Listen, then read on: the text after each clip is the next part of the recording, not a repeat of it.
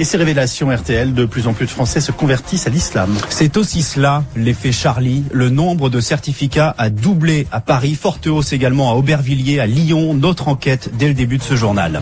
Alors on continue ce matin de mesurer les conséquences des attentats du début du mois de janvier. On vous révélait la semaine dernière que le Coran ne s'était jamais autant vendu en France. Et certains poussent même la curiosité encore plus loin en choisissant de se convertir à l'islam. Partout, les mosquées accueillent de nouveaux fidèles.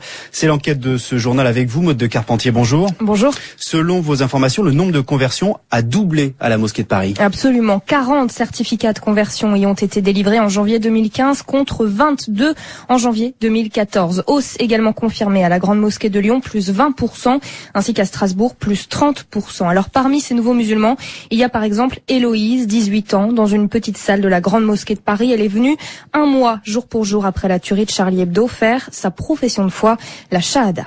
Ashhadu an la ilaha. Pour l'occasion, la jeune fille porte un long djilbab noir, un voile qui la couvre de la tête aux pieds. Cette esthéticienne du Val d'Oise a été élevée par une mère catholique, mais elle a grandi entourée d'amis musulmans.